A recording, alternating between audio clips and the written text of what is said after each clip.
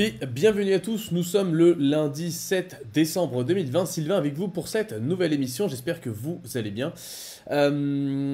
Écoutez, on va faire un petit point aujourd'hui sur, comme tous les lundis, sur les actions et puis tout simplement sur les actions les plus intéressantes du moment. Vous l'aurez remarqué, on a une espèce d'explosion aussi en ce moment sur Tesla qui ne se termine pas, et tant mieux à la limite, j'ai envie de vous dire, pour l'action Tesla. Elle cote actuellement 626 dollars, on prend 4,61% aujourd'hui, c'est une des valeurs qui en fait performe le mieux. Je ne saurais clairement pas vous dire où est-ce que ça s'arrêtera, parce que pour l'instant c'est vrai que c'est un mouvement de bourse assez inhabituel, on est vraiment sur une performance assez exceptionnelle sur Tesla cette année. Si je devais vous donner des chiffres, je vais vous en donner. En termes de pourcentage, on est un peu plus de 600 et quelques pourcents, je crois, 651% cette année. C'est rarement vu. Enfin, je veux dire, là, la performance boursière de Tesla, c'est un petit peu comme celle du Bitcoin en 2017.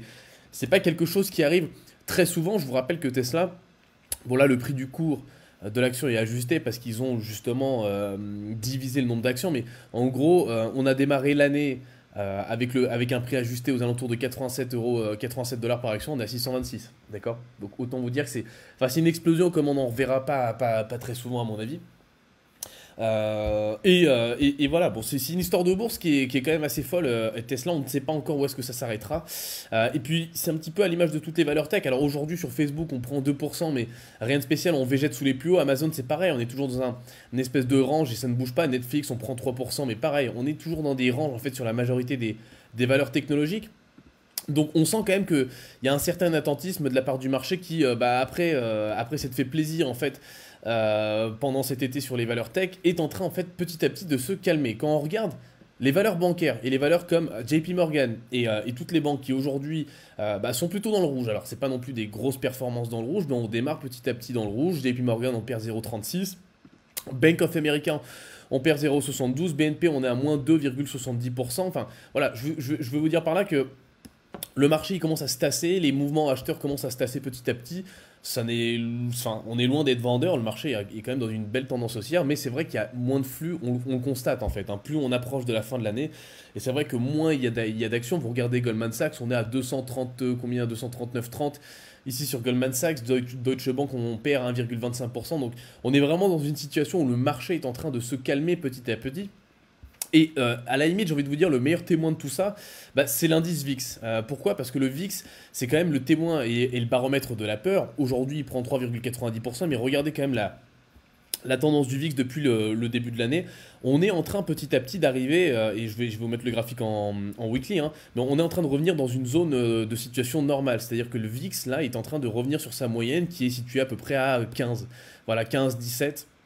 C'est le niveau moyen, on est à 21, donc on est petit à petit en train de redescendre. Donc qu'est-ce que ça veut dire? Ça veut tout simplement dire que le marché en fait est en train de devenir de moins en moins volatile, et c'est normal. On a une année de bourse qui était complètement folle, mais il faut se rendre compte que la moyenne, le niveau moyen du VIX, il est voilà, entre 15 et 17 normalement, hein. C'est à peu près ça, vous regardez la moyenne ici, c'est année après année, c'est entre 15 et 17. Voilà. Allez, 14 en extrême bas, 17 en extrême haut, voilà, ça nous donne une moyenne à peu près aux alentours des 15 et demi. Donc on est au-dessus de la moyenne, mais on est en train de revenir à la moyenne, c'est ça que j'ai envie de vous dire. Donc vous l'aurez compris, les actions, fin d'année, si je dois vous faire un récapitulatif, les valeurs tech ça monte, mais encore une fois, bon, à part Tesla, c'est vrai que on a du mal à voir où est-ce que peuvent aller ces valeurs-là. Peut-être qu'il y aura un rallye de Noël, moi clairement je me mettrai pas en face, mais on note quand même que ça ralentit un petit peu. Les bancaires, c'est pas celles qui ont le vent en poupe, c'est toujours les technos. Voilà, donc les indices devraient continuer à progresser, mais continuer à progresser de façon peut-être un peu moins rapide qu'avant. Pourquoi? Parce que la volatilité a tendance à se tasser. Plus on approche de la fin de l'année, plus le VIX redescend. Et c'est normal, quand on a un marché qui monte, le marché monte toujours moins vite que quand il descend, quand il est vendu. Pourquoi? Parce que les mouvements de panique sont toujours plus forts que les mouvements entre guillemets normaux d'achat. Ok?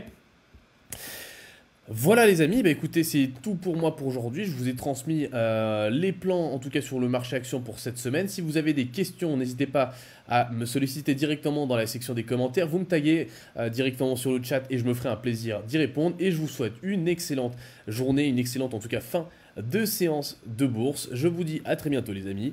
Ciao ciao.